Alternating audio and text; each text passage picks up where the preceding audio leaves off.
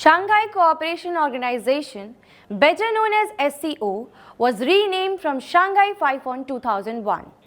What started as a border security club between 5 Eurasian countries has grown into major political, economic and security alliance with 10 members today, including China, Russia, Bharat, Iran, etc.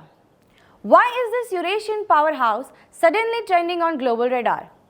And why is the US looking slightly annoyed or maybe more as Prime Minister Narendra Modi meets President Putin and President Xi?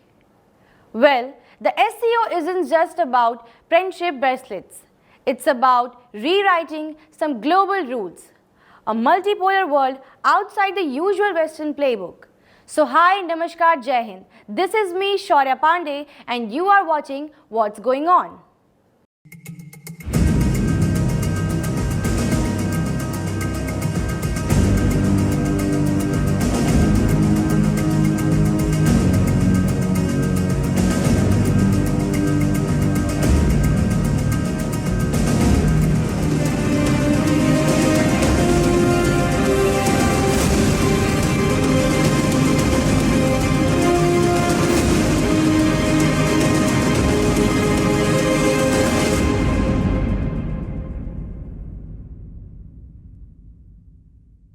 Before diving into recent SEO developments, let's decode its background. In April 1996, a border security alliance was formed, known as Shanghai 5. It included 5 countries: China, Russia, Tajikistan, Kazakhstan, and Kyrgyzstan.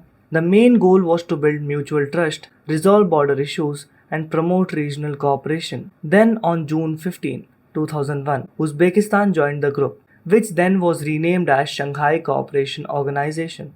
SCO. Its focuses expanded beyond borders to political, economic, and security cooperation. Then, in the next year, that is 2002, the SCO Charter was signed in St. Petersburg, Russia, and came into force in 2003, giving the SCO a formal legal framework. Fast forward to 2017, the year India and Pakistan joined SCO as full members, marking a major moment in SCO's evolution. India's entry brought a fresh dynamism, positioning it as a pivotal player bridging South Asia and Eurasia. Also in the year 2022, SCO Summit in Samarkand named Varanasi city as the SCO region's first tourism and cultural capital for the year 2022 to 2023, underlining India's cultural clout and soft power within the bloc. In 2023, India hosted the SCO Summit virtually for the first time, a testament to its commitment to the organization's goal. Also, in the same year, Iran joined as a full member. Then, in 2024, Belarus joined the bloc, bringing SCO's membership to 10 countries: China, Russia, Tajikistan, Kazakhstan, Kyrgyzstan, Uzbekistan, India, Pakistan, Iran, and Belarus. Collectively, SCO members represent about 23% of the global GDP and 42% of the world's population, an influential bloc with growing global economic and political heft. The SCO Charter contains 26 articles, from which Article 20 designates Russian and Chinese as official working languages. Article 1 outlines the SCO's goals, which are strengthening sovereignty and ensuring non-interference in internal affairs. Also, Article 4 designates SCO's bodies, which include the Council of Heads of Government, which mainly include Prime Ministers and President's meeting, which recently happened, the Council of Ministers of Foreign Affairs, meeting of Heads of Ministers and Agencies, the Council of National Coordinators, the Regional Anti-Terrorist Structure, the Secretariat. This alliance operates mostly on the principle of unanimity, which means that acceptance by every member is required to pass a joint declaration. If any member disagrees or refuses to sign, the joint declaration can't be passed.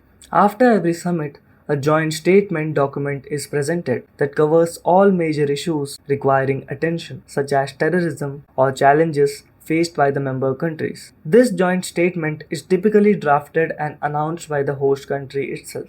For example, China for the SCO defense meeting and recent SCO meeting, or India as the host of the G20 summit in 2023. Also, there is a noticeable trend that joint statements made by China is somehow biased towards its interests, often favoring Pakistan and avoiding explicit criticism or acknowledgement of issues affecting India. A stark example for which came in June 25 this year in Defense Ministers' meeting in Qingdao, where the draft statement mentioned attacks in Balochistan but omitted the Pahalgam terror attack happened in Kashmir. Standing firm on India's interests, our Defense Minister Rajnath Singh refused to sign, and the statement was not passed. A bold assertion of India's uncompromising stance against terrorism. Also, SCO is often called the NATO of the East, but that's misleading. Unlike NATO's military alliance with collective defense, SCO is all about political cooperation, economic ties, and fighting terrorism. No bidding military commitments. It's more a platform for dialogue than a military bloc. So SCO not equals to NATO. China has many times blocked India's request at the UNSC to sanction Pakistan-based terrorists, openly flexing its permanent member privilege to shield its all-weather friend.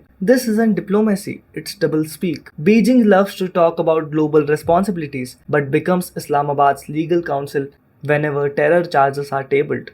And as for Pakistan, maybe the only global list they are ever topping is one for most protected terrorists. Congratulations, Islamabad! If denial was an Olympic sport, Pakistan would have a permanent seat on the podium. Pakistan usually flexes as a nation, attending summits, begging loans, and being ignored. But Maharashtra's GDP leaves its entire economy in the dust. When one Indian state's economy can buy your whole country, that's not a flex, it's a reality check. Now, turning to the SCO Summit 2025 in Tianjin, China. India didn't just participate, it led the charge, shaping the agenda around regional security, connectivity, and sustainable development, firmly asserting its rise as a key power in Eurasian geopolitics. At Tianjin, PM Modi and President Xi met face to face for the first time in China after 7 years, promising to thaw border tensions and increase cooperation, a strategic signal during a time